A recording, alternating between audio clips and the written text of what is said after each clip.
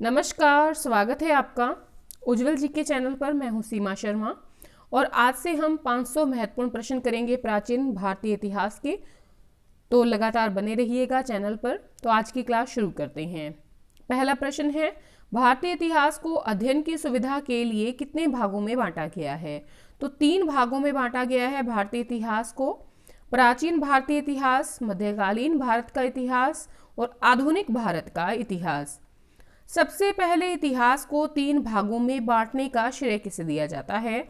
तो क्रिस्टोफ सेलियरस, इससे जाता है इतिहास को 3 भागों में बांटने का श्रेय। क्रिस्टोफ सेलियरस ने सबसे पहले इतिहास को 3 भागों में बांटा था। इतिहास के पिता के रूप में किसे जाना जाता है? तो इतिहास के पिता के रूप में हेरोडोटस को जाना जाता है, हेरोडोटस को।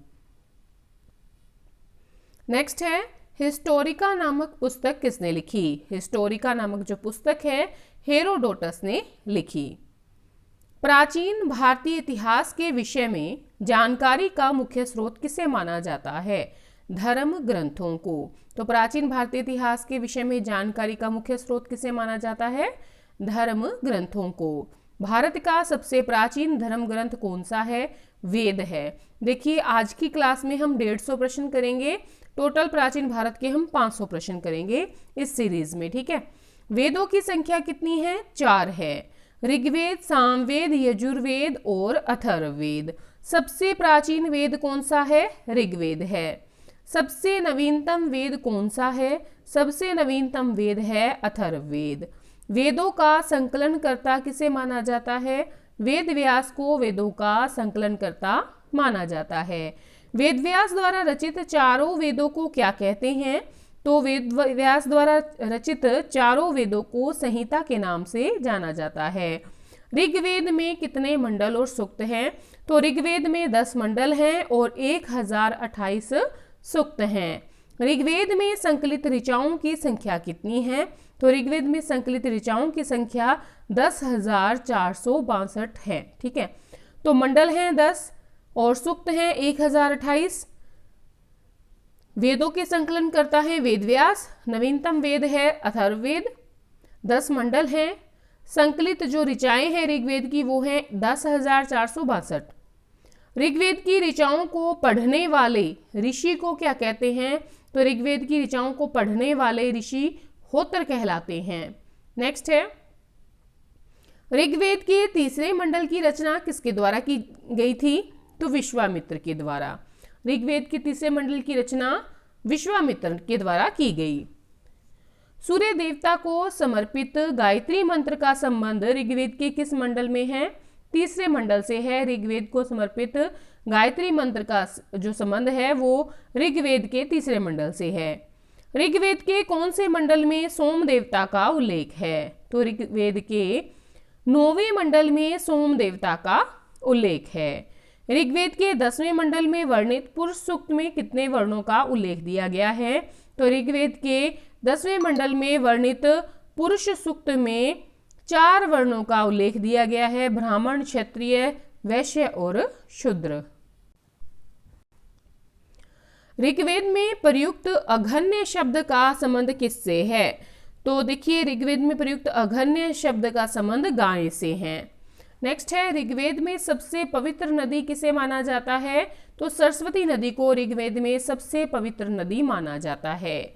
ऋग्वेद में सर्वाधिक बार किस नदी का वर्णन किया गया है? सिंधु नदी का वर्णन किया गया है ऋग्वेद में सर्वाधिक बार। ऋग्वेद में कितने देवी देवताओं का उल्लेख है? तो 33 देवी देवताओं का ऋग्वेद में उल्लेख है। ऋग्वेद में किसे सर्वमान्य और सबसे शक्तिशाली देवता माना गया है? इंद्र देवता को ऋग्वेद में सबसे शक्तिशाली सर्वमान्य देवता माना गया है। इंद्र देवता की स्तुति में ऋग्वेद में कितनी ऋचाएं हैं? 250 ऋचाएं हैं, ठीक है। तो देखिए, सबसे पवित्र नदी सरस्वती नदी है ऋग्वेद में और सर्वाधिक बार जो है सिंधु नदी का उल्लेख किया गया है ऋग्वेद में। 33 देवताओं का जो है उल्लेख है ऋग्वेद में। सर्वमान्य सबसे शक्तिशाली देवता है इंद्र देवता और इंद्र देवता की स्तुति में 250 ऋचाओं की रचना ऋग्वेद में की गई है। स्तुति में ऋग्वेद में 250 ऋचाएं हैं, ठीक है। नेक्स्ट है,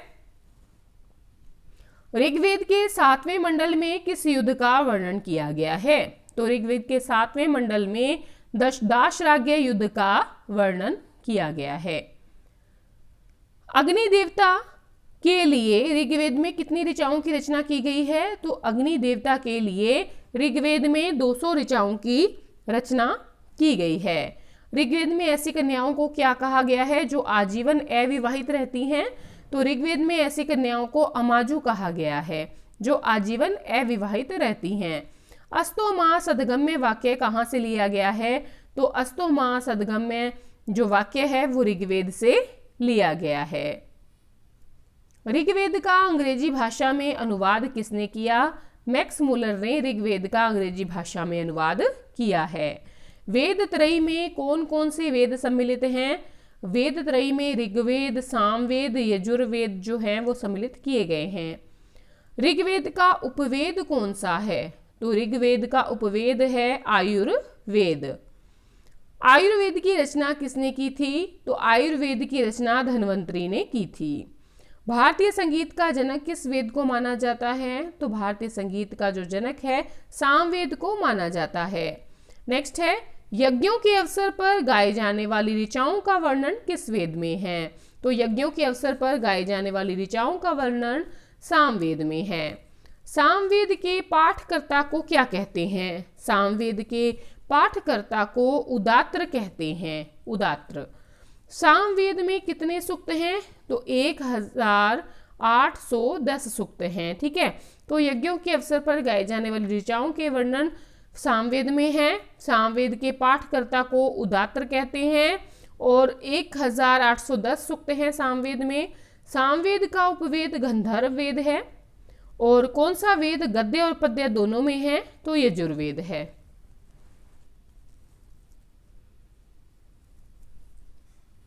नेक्स्ट है, सर्वप्रथम नक्षत्रों का उल्लेख किसमें मिलता है? सर्वप्रथम नक्षत्रों का उल्लेख यजुर्वेद में मिलता है। यजुर्वेद के पाठकर्ता को क्या कहा जाता है? अधर्व्यु कहा जाता है। यजुर्वेद के पाठकर्ता को क्या कहा जाता है? अधर्व्यु। यजुर्वेद में मुख्यतः किस विषय का प्रतिपादन किया गया है? तो कर्म कांड का प्रतिपादन यजुर्वेद में किया गया है। यजुर्वेद के ब्राह्मण ग्रंथ कौन कौन से हैं? तैत्तिरीय और शतपथ हैं। अंधविश्वासों, जादू टोनों, रोग निवारण और विवाह का वर्णन किस वेद में मिलता है? अथर्ववेद में। अथर्ववेद की रचना किसने की? तो ऋषि अथर्वा ने की। तो देखिए, नक्षत्रों का सबसे पहले उल्लेख यजुर्वेद में मिलता है। यजुर्वेद के पाठकर्ता को अधर्व्यु कहा जाता है। यजुर्वेद में मुख्यतः कर्मकांड का प्रतिपादन है। यजुर्वेद में तैत्तिरीय और शतपथ ब्राह्मण ग्रंथ हैं। अंधविश्वास, जादू टोना, रोग निवारण, विवाह का वर्णन अथर्ववेद में मिलता है। अथर्ववेद की रचना ऋषि अथर्वा ने की। नेक्स्ट है, अथर्ववेद का ब्राह्मण वेद कौन सा है? गोपथ ब्राह्मण। अथर्ववेद में कुल कितने मंत्र और पद्य हैं? मंत्र 731 हैं, पद्य 6000 हैं। ऋग्वेद में हस्तलिखित रचनाओं को क्या कहा जाता है? खिल कहा जाता है। ऋग्वेद में हस्तलिखित रचनाओं को क्या कहा जाता है? खिल कहा जाता है। स्त्री की सर्वाधिक गिरी हुई स्थिति किस संहिता से प्राप्त होती है? मैत्रेयी संहिता से प्राप्त होती है। स्त्रियों की सर्वाधिक गिरी हुई स्थिति मैत्रेयी संहिता से प्राप्त होती है। स्मृति ग्रंथों में सबसे प्राचीन और प्रामाणिक स्मृति कौन सी मानी जाती है?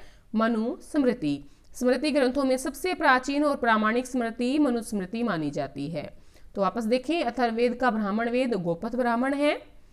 अथर्ववेद में 731 मंत्र हैं, 6000 पद्य हैं। और ऋग्वेद जो है उसमें हस्तलिखित रचनाओं को खिल कहा जाता है। स्त्री की सर्वाधिक गिरी स्थिति का जो वर्णन है वो मैत्रेयी संहिता में प्राप्त होता है। स्मृति ग्रंथों में सबसे प्राचीन और प्रमाणिक स्मृति मनुस्मृति है। नेक्स्ट है, उपनिषदों की संख्या कितनी थी? 108। भारतीय ऐतिहासिक कथाओं का सबसे अच्छा क्रमबद्ध विवरण किसमें दिया गया है? पुराणों में। पुराणों की संख्या कितनी है? 18। सबसे प्राचीन पुराण कौन सा है? मत्स्य पुराण। विष्णु पुराण में किस वंश का उल्लेख दिया गया है? मौर्य वंश का। तो देखिए, उपनिषदों की संख्या कितनी है? 108 है। भारतीय ऐतिहासिक कथाओं का सबसे अच्छा क्रमबद्ध विवरण पुराणों में है। पुराणों की संख्या 18 है। सबसे प्राचीन पुराण मत्स्य पुराण है। विष्णु पुराण में मौर्य वंश का उल्लेख दिया गया है। नेक्स्ट है, आंध्र सातवाहन वंश के बारे में जानकारी किस पुराण से मिलती है? मत्स्य पुराण से मिलती है। वायु पुराण में किस वंश का उल्लेख दिया गया है? गुप्त वंश का उल्लेख दिया गया है। शुंग वंश का मानक ग्रंथ किसे माना जाता है? तो मनुस्मृति को शुंग वंश का मानक ग्रंथ माना जाता है। वेदों का अर्थ समझने और सही उच्चारण के लिए किसकी रचना की गई है? वेदांगों की रचना की गई है। तो देखिए, पुनः देखते हैं। आंध्र सातवाहन वंश के बारे में जानकारी मत्स्य पुराण में मिलती है। वायु पुराण में गुप्त वंश का उल्लेख है। शुंग वंश का मानक ग्रंथ मनुस्मृति है। वेदों का अर्थ समझने और सही उच्चारण के लिए वेदांगों की रचना की गई है। वेदांगों की संख्या कितनी है? वेदांगों की संख्या 6 है। पहला है शिक्षा, दूसरा कल्प, तीसरा व्याकरण, चौथा छंद, पांचवा निरुक्त और छठा ज्योतिष। तो वेदांगों की संख्या जो है वो 6 है। शिक्षा, कल्प, व्याकरण, छंद, निरुक्त और ज्योतिष।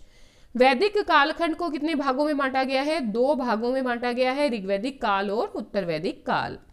ऋग्वैदिक काल का प्रामाणिक कार्यकाल कब से कब तक माना जाता है? 1500 ईसा पूर्व से 1000 ईसा पूर्व तक ऋग्वेद काल का प्रामाणिक कार्यकाल माना जाता है।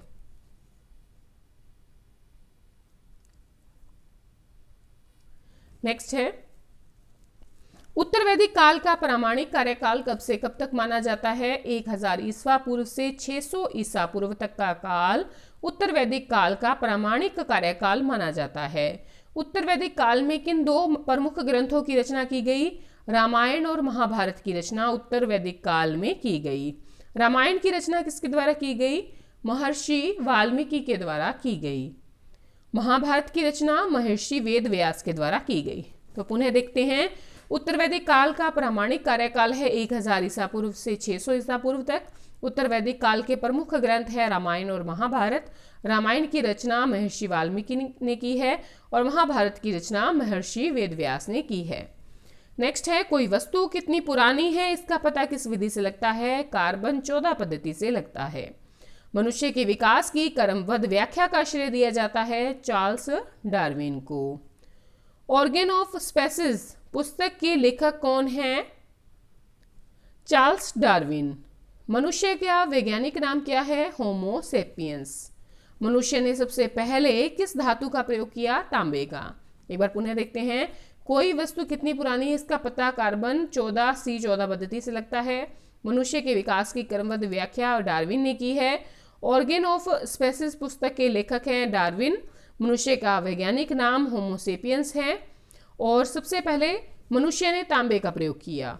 नेक्स्ट है, मनुष्य ने सर्वप्रथम किस औजार का निर्माण किया? कुल्हाड़ी का।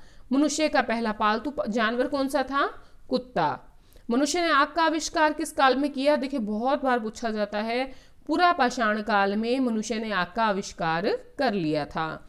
भारत में पुरा पाषाणकालीन औजारों की खोज किसने की? रॉबर्ट ब्रूसफुट ने 1883 में। पहिए का आविष्कार किस काल में हुआ? नवपाषाण काल में। तो देखिए, सर्वप्रथम कुल्हाड़ी जो है औजार के रूप में बनाई गई। पहला पालतू जानवर कुत्ता था। आग का आविष्कार मनुष्य ने पूरा पाषाण काल में कर लिया था, लेकिन इसका जो है सही रूप से उपयोग नवपाषाण काल में हुआ। भारत में पूरा पाषाणकालीन औजारों की खोज रॉबर्ट ब्रूसफुट ने 1863 में की थी। पहिए का आविष्कार नवपाषाण काल में किया गया। नेक्स्ट है, भारत की प्रथम ज्ञात सभ्यता कौन सी है? हड़प्पा सभ्यता, जिसे सिंधु घाटी सभ्यता भी कहते हैं। और हड़प्पा सभ्यता की खोज 1921 में हो गई थी। सर्वप्रथम खोजकर्ता थे दयाराम साहनी। हड़प्पा सभ्यता का सर्वाधिक जो मान्य काल है वो 2500 ईसा पूर्व से 1750 ईसा पूर्व है, कार्बन डेटिंग पद्धति के अनुसार। ठीक है, पुनः देखेंगे। भारत की प्रथम ज्ञात सभ्यता कौन सी है? सिंधु सभ्यता। हड़प्पा सभ्यता की खोज हुई 1921 में। हड़प्पा सभ्यता के सर्वप्रथम खोजकर्ता थे दयाराम साहनी। हड़प्पा सभ्यता का सर्वाधिक मान्य काल है C14 पद्धति के अकॉर्डिंग 2500 ईसा पूर्व से 1750 ईसा पूर्व। नेक्स्ट है, सिंधु घाटी सभ्यता किस युग से संबंधित है? आधे ऐतिहासिक युग से। सिंधु घाटी सभ्यता किस प्रकार की सभ्यता थी? नगरीय सभ्यता। सिंधु घाटी सभ्यता का सबसे बड़ा स्थल कौन सा है? मोहनजोदड़ो। मोहनजोदड़ो का शाब्दिक अर्थ क्या है? मृतकों का टीला। मोहनजोदड़ो का खोजकर्ता कौन था? राखलादास बनर्जी 1922 में। नर्तकी की कांसे की मूर्ति कहां से प्राप्त हुई? मोहनजोदड़ो से। एक बार पुनः देखेंगे, सिंधु घाटी सभ्यता किस युग से संबंधित है? आधे ऐतिहासिक युग से। सिंधु घाटी सभ्यता किस प्रकार की सभ्यता थी? नगरीय सभ्यता। सिंधु घाटी सभ्यता का सबसे बड़ा स्थल मोहनजोदड़ो। मोहनजोदड़ो का शाब्दिक अर्थ था मृतकों का टीला। मोहनजोदड़ो का खोजकर्ता राखलादास बनर्जी 1922। नर्तकी की कांसे की मूर्ति प्राप्त हुई? मोहनजोदड़ो से। नेक्स्ट है, वर्तमान में मोहनजोदड़ो नामक स्थान किस देश में है? सिंध पाकिस्तान में। पाकिस्तान की सिंध नदी के किनारे। सिंधु घाटी सभ्यता का पहला स्थल कौन सा खोजा गया? हड़प्पा। हड़प्पा किस नदी के किनारे? रावी नदी के किनारे। सिंधु घाटी सभ्यता की जानकारी कहां से मिलती है? पुरातात्विक उत्खनन से। एक बार पुनः देखेंगे, वर्तमान में मोहनजोदड़ो कहां पर है? पाकिस्तान में। सिंधु घाटी सभ्यता का पहला स्थल खोजा गया हड़प्पा। हड़प्पा रावी नदी के किनारे है और सिंधु घाटी सभ्यता की जानकारी पुरातात्विक उत्खनन से मिलती है। नेक्स्ट है, हड़प्पा कालीन लोगों ने नगरों और घरों के विन्यास के लिए कौन सी पद्धति अपनाई? ग्रिड पद्धति। सिंधु घाटी सभ्यता की लिपि थी भाव चित्रात्मक। सिंधु घाटी सभ्यता कहां तक विस्तृत थी? पंजाब, राजस्थान, गुजरात, उत्तर प्रदेश, हरियाणा, जम्मू, सिंध और बलूचिस्तान तक। सिंधु घाटी सभ्यता में घोड़े के अवशेष कहां से मिले हैं? सुरकोटड़ा में। सिंधु घाटी स्थल कालीबंगा भारत के किस राज्य में है? राजस्थान में। तो हड़प्पा कालीन लोगों ने नगरों और घरों के विन्यास के लिए ग्रिड पद्धति को अपनाया और लिपि थी यहाँ की भाव चित्रात्मक। और सिंधु घाटी सभ्यता का विस्तृत क्षेत्र देखें तो पंजाब, राजस्थान, गुजरात, उत्तर प्रदेश, हरियाणा, जम्मू कश्मीर और जम्मू सिंध और बलूचिस्तान। ठीक है, कश्मीर नहीं, जम्मू सिंध बलूचिस्तान। सिंधु घाटी सभ्यता में घोड़े के अवशेष मिले हैं सुरकोटड़ा में। सिंधु घाटी स्थल कालीबंगा भारत की किस राज्य में है? राजस्थान में।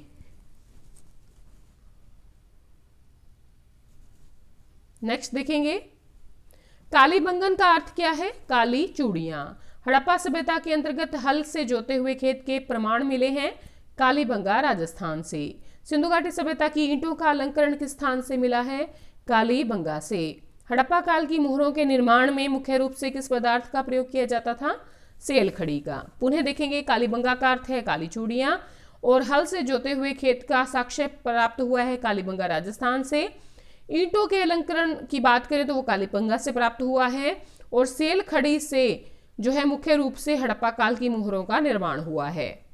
नेक्स्ट है, सिंधु घाटी सभ्यता के लोगों का मुख्य व्यवसाय क्या था? व्यापार। हड़प्पा सभ्यता के समय घरों का निर्माण किया जाता था ईंटों से। हड़प्पा वासी किसका सर्वाधिक उत्पादन करते थे? कपास का। सिंधु घाटी सभ्यता का पत्तन नगर या बंदरगाह कौन सा था? लोथल और सुरकोटड़ा। लोथल और सुरकोटड़ा। तो सिंधु घाटी सभ्यता के लोगों का मुख्य व्यवसाय व्यापार। सिंधु सभ्यता के समय घरों का निर्माण ईंटों से किया जाता था। कपास का सर्वाधिक उत्पादन करते थे ये लोग। और लोथल और सुरकोटड़ा जो है ये पत्तन नगर या बंदरगाह थे। नेक्स्ट देखेंगे, डॉकयार्ड या बंदरगाह के साक्ष्य किस स्थान से प्राप्त हुए हैं? लोथल गुजरात से। चावल की खेती के प्रथम साक्ष्य मिले हैं लोथल गुजरात से। हड़प्पा सभ्यता का एकमात्र स्थल जहां मकानों का दरवाजा मुख्य सड़क पर खुलता था, लोथल गुजरात। पुनः देखते हैं, डॉकयार्ड जो है उसका साक्ष्य मिला है लोथल से। चावल की खेती का प्रमाण भी मिला है लोथल से। और जो एकमात्र ऐसा स्थल है लोथल जहां पर मकानों का दरवाजा मुख्य सड़क पर खुलता था, बाकी जगहों पर गली में खुलता था। ठीक है, नेक्स्ट है, स्वतंत्रता के बाद सर्वाधिक स्थलों का उत्खनन किस राज्य में हुआ? गुजरात में। किस स्थान से लकड़ी के अन्नागार के साक्ष्य मिले? लोथल से। हड़प्पा सभ्यता से संबंधित किन स्थलों से अग्निकुंड के साक्ष्य मिले? लोथल और कालीबंगा से। हड़प्पा की मिट्टी के बर्तनों पर सामान्यतः किस रंग का प्रयोग हुआ है? लाल रंग का। स्वतंत्रता के बाद सर्वाधिक स्थलों का उत्खनन हुआ गुजरात में। लकड़ी के अन्नागारों के साक्ष्य मिले हैं लोथल से। हड़प्पा सभ्यता से संबंधित अग्निकुंड के साक्ष्य लोथल और कालीबंगा से मिले हैं। हड़प्पा के मिट्टी के बर्तनों पर लाल रंग का प्रयोग हुआ है। नेक्स्ट है, सिंधु घाटी सभ्यता का सबसे उत्तर में स्थित स्थल कौन सा था? मांडा, जम्मू कश्मीर में। सिंधु सभ्यता का दक्षिणतम स्थल कौन सा है? दाइमाबाद, महाराष्ट्र। सिंधु सभ्यता का सबसे पूर्वी स्थल कौन सा है? आलमगीर, उत्तर प्रदेश। सिंधु सभ्यता का सबसे पश्चिमी केंद्र कहाँ है? मकराना, बलूचिस्तान। ठीक है, और मापतोल के लिए पैमाने की खोज हुई लोथल, गुजरात में। ठीक है, पुनः देखते हैं। सिंधु घाटी सभ्यता का सबसे उत्तर में स्थल है मांडा, जम्मू कश्मीर में। दक्षिणतम स्थल है दाइमाबाद, महाराष्ट्र में। सबसे पूर्वी स्थल है आलमगीर, उत्तर प्रदेश में। और सबसे पश्चिमी केंद्र है मकराना, बलूचिस्तान में। मापतोल के लिए पैमाने की खोज लोथल से हुई है। नेक्स्ट है, हड़प्पाकालीन समाज किन वर्गों में विभाजित था या विभक्त था? विद्वान, योद्धा, व्यापारी और श्रमिक में। सिंध का बाग, नखलिस्तान हड़प्पा सभ्यता के किस पुरास्थल को कहा गया है? मोहनजोदड़ो को। हड़प्पा सभ्यता के संपूर्ण क्षेत्र का आकार था त्रिभुजाकार। तो हड़प्पाकालीन समाज किन वर्गों में विभक्त था? विद्वान, योद्धा, व्यापारी और श्रमिक में। सिंध का बाग या नखलिस्तान हड़प्पा सभ्यता के मोहनजोदड़ो को कहा जाता है। हड़प्पा सभ्यता के संपूर्ण क्षेत्र का आकार त्रिभुजाकार था। नेक्स्ट है, सिंधु सभ्यता की मुद्रा में किस देवता के समतुल्य चित्रांकन मिलता है? आद्य शिव। सिंधु सभ्यता में उत्खनन से प्राप्त मुहरों पर किस पशु का उत्कीर्ण हुआ है?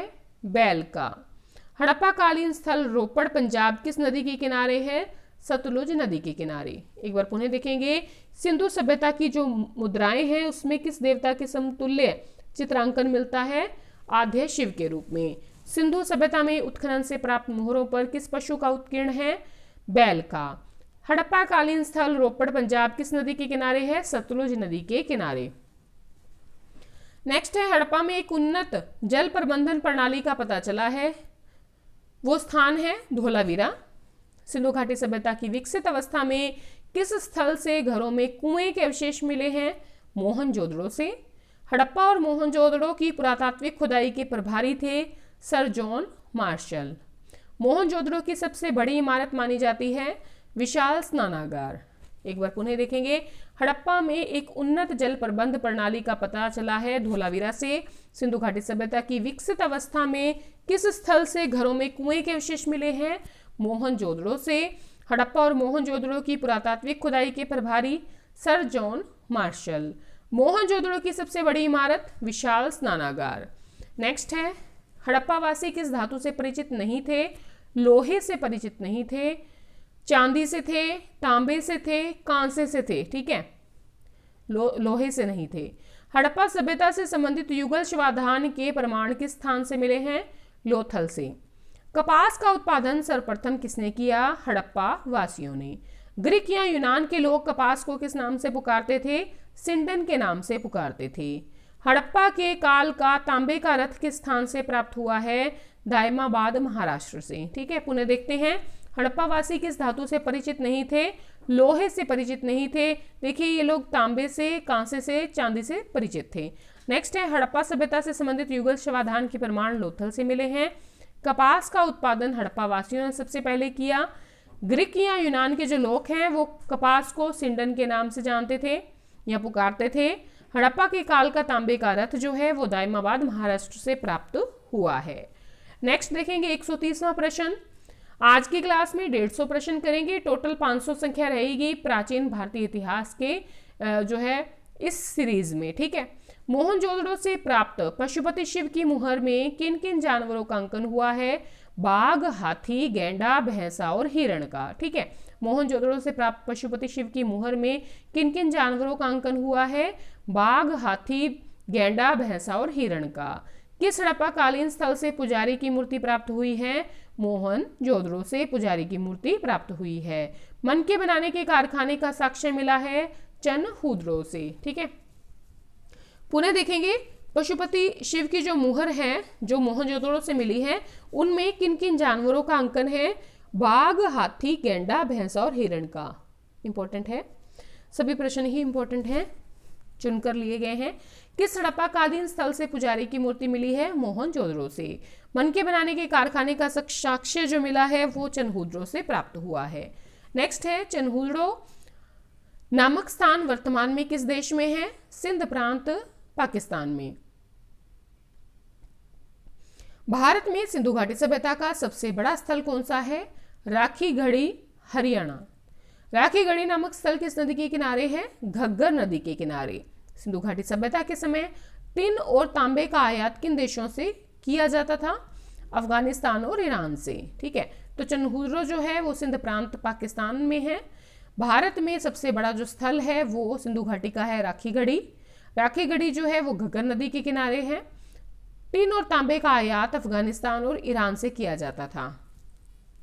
नेक्स्ट है, आग में पकी हुई ईंटों को कहते थे टेराकोटा। लोथल नामक स्थल किस नदी के किनारे बसा था? भोगवा नदी के किनारे। हड़प्पा सभ्यता से संबंधित विशाल स्नानागार प्राप्त हुआ है मोहनजोदड़ो में। जौ की खेती के साक्ष्य बनवाली, हरियाणा से प्राप्त हुए हैं। बनवाली जो है घग्गर नदी के किनारे पर स्थित है। एक बार पुनः देखते हैं, आग में पकी हुई ईंटों को क्या कहते थे? टेराकोटा। लोथल जो है भोगवा नदी के किनारे पर है। हड़प्पा सभ्यता में विशाल स्नानागार मोहनजोदड़ो में प्राप्त हुआ है। जौ की खेती के प्रमाण बनवाली, हरियाणा से मिले हैं।